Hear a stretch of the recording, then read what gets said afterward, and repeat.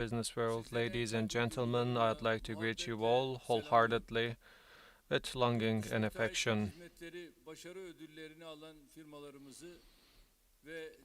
I would like to congratulate our companies who will be awarded with the overseas contracting services. As you know, our country, with 48 companies in the top 250 in our list, stands in a very good position. And in addition to that, with 7 companies, our country is being represented in our top 100 list. During my service as the Prime Minister and also the President, I have personally witnessed how the number of our companies in those lists increased.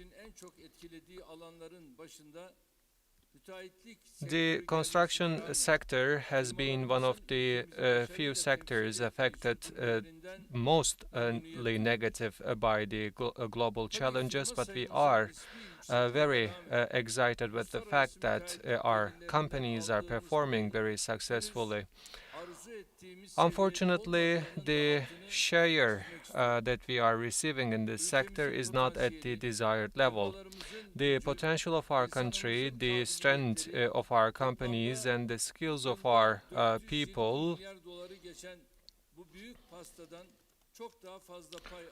should actually enable us to receive a greater share out of this pie, which is at the level of $420 billion. Of course, increasing labor prices bring along many difficulties and challenges as well.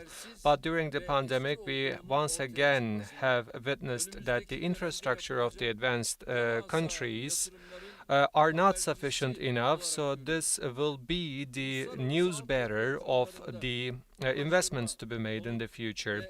Transportation, household, and energy sectors will be the sectors in which further investments will be made. And when we take into consideration the experience of our country in those sectors, it will definitely be presenting good advantages for us. Our country has renewed remarkably its railway and highway and airway transportation system. With the urban transformation investments, we have changed the facade of our cities. With the models like the city hospitals, we have renewed all our health sector, and with the leaping forward in the education sector, we have strengthened our education services as well. So, with the construction of dams, we have made sure that we are fulfilling our energy needs. In a nutshell, we have carried out a remarkable transformation in all those sectors. So this experience that we have makes us apply for great projects in the construction sector. So more than 50% of all those investments are taking place in the geography that we are in Europe, in Asia, and also in the Middle East. This also bears advantages for us. As of 2030, the size of the international construction sector is projected to be reaching $750 billion.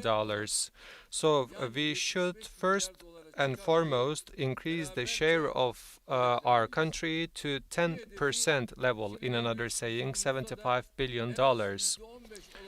And we should also define this target as 15% in our 2053 vision. In the last 50 years, the construction companies of our country has obtained a level of $450 billion. So all those target figures that I have articulated is quite feasible. and achievable. I also would like to strike your attention to another very important fact. From the technology transfer to developing the machine parks, all those international contracting services bring along many advantages, and we will continue to support those services with all our means. In our visits abroad, we have been speaking with our interlocutors, and the agenda of all those meetings, of course, include your problems and challenges that you are facing with abroad, and we are showing the necessary will to tackle those problems.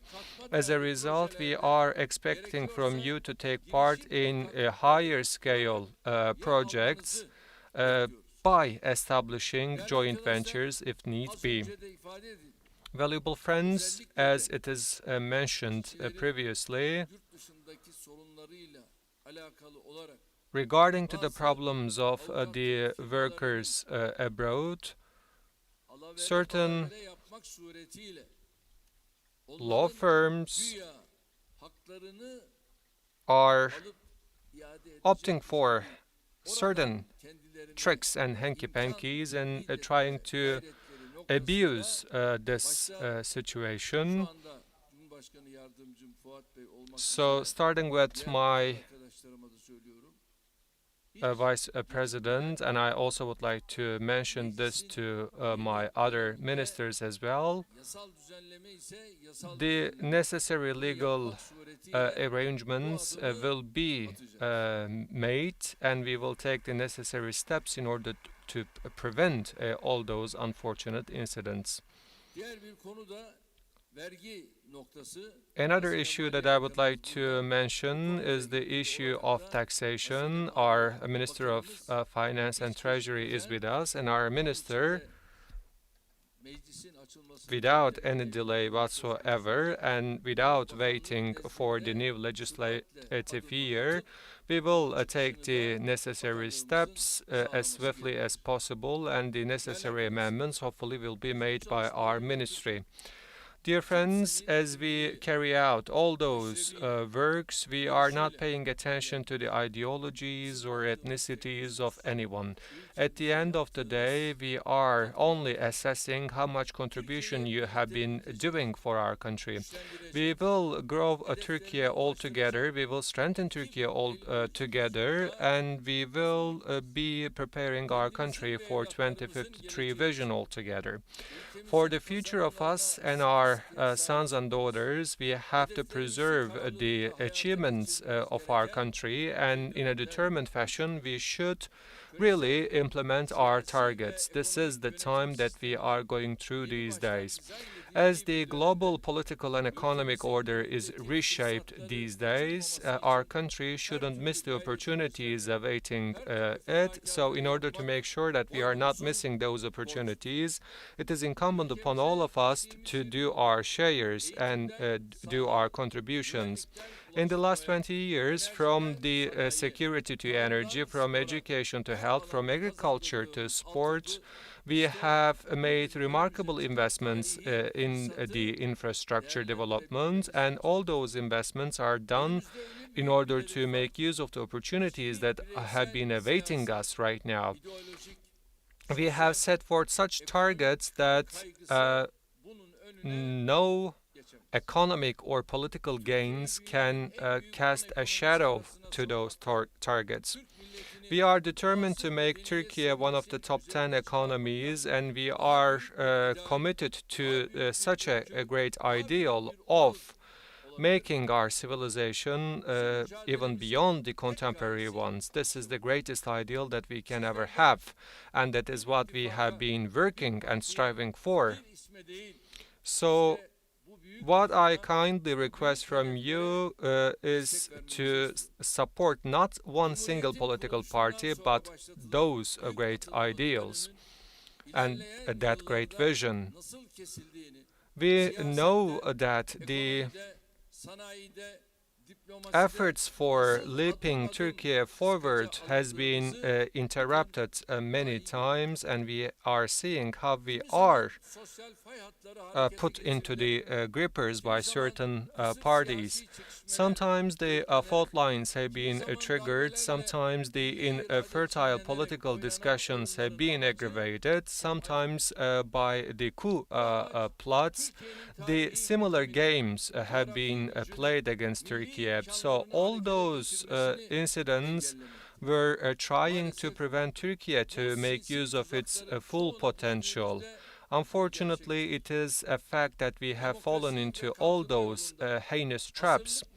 For the democratization and economic development, our country has achieved what it can achieve within 100 years, and as a result, we will never allow anyone to distance our country from its targets. It is not about political competition at the end of the day, so we are striving for the future and the economic development of our nation, of our country. Each one of our 85 million citizens of this country will look to the future with the same understanding, and they will act accordingly. That's what I believe sincerely. Without a doubt, we are all aware of the negative ramifications and the consequences of the global challenges.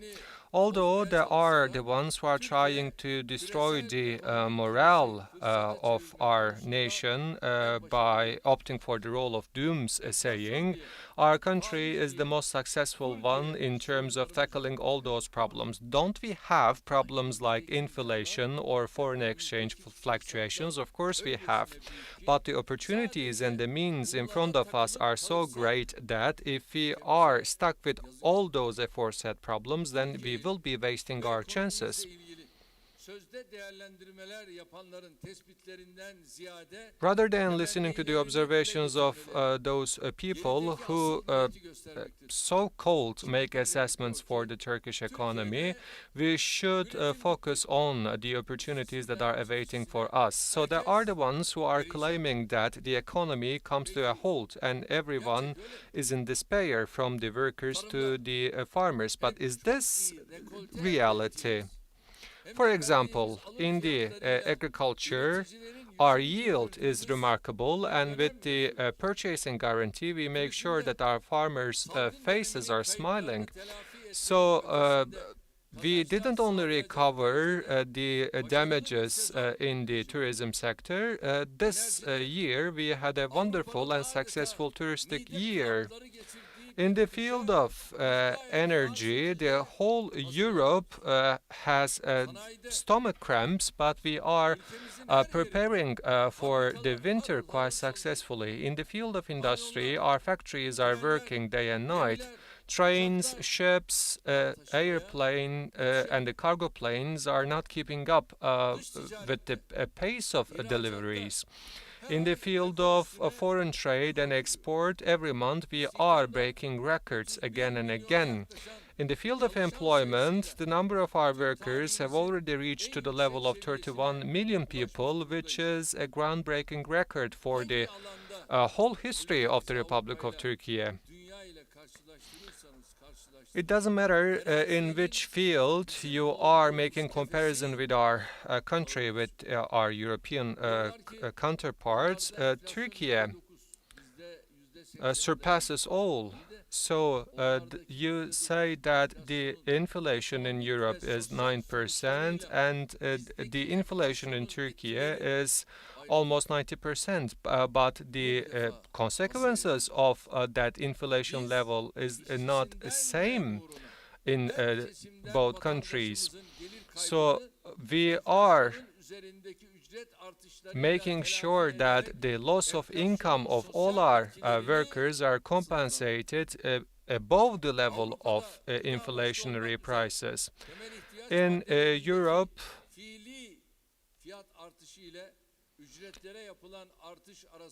De facto increases in the food prices have huge differences with the wage increases in Europe. That's why people are taking to the streets. And I'm not even speaking about the differences between the indicative interest rates and the inflation levels in Europe.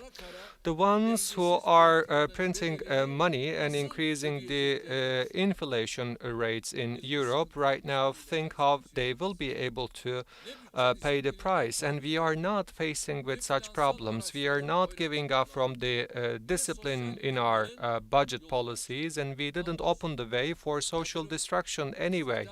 So thanks to God, with our new economic model of export, current account surplus, production and employment, we are using this economic model in order to reach out to our targets. In the recent years, regarding to the banking loans, there have been certain problems, but the source of those problems are not our economic model. There is and has been a different approach and differences between the realities and the approaches of the banking sector. And I am certain that a compromise will be reached very soon. So as you can see, when we take a look to the picture from a broader perspective, rather than seeing this picture which will reduce our morale, our hopes for the future will be even brighter. By correcting the mistakes, by finishing our jobs as swiftly as possible, by developing new projects, first of all, we will prepare our country for 2023, and then we will set a foot to the journey which will go to our 2053 vision. And as I always articulated, we will accomplish all those targets together. Dear friends, if you pay attention, the scales are changing in the world economy and in our country as well. Yesterday, the numbers which seemed to be inachievable today already turn into levels which are really easy to accomplish. Many masterpieces, many services, and many investments which couldn't even be dreamt of in the past turned into routine practices as of today. The ones over the age of 45 can compare those realities from their times and today. But of course, our youngsters, our youth, do not have this chance of making comparison. That's why it's not easy to tell them this remarkable transformation. Because we have the youngsters with their tablets, with their laptops, with their mobile phones and social media channels. They use e-state application, e-trade application as well. So our youth can reach out to many information. The number of the students in the classes is very limited, and our youngsters can reach to any services from our healthcare institutions. And our youngsters can actually live a life which is interconnected with the whole world. As a result, our youngsters are raising with such means and opportunities. As a result, it's not easy for us to explain to our youngsters, Turkey within poverty and the grip of the coup plotters. So we see the same situation and picture in the business world. The elders know how hard it was to earn money and survive their companies. The young entrepreneurs benefit from the comprehensive support that we extend to us, and also from the global means and opportunities, and that's how they are entering to their business life. So we know that our youngsters will contribute even more than anyone to our country, and they will serve to our nation more than anyone.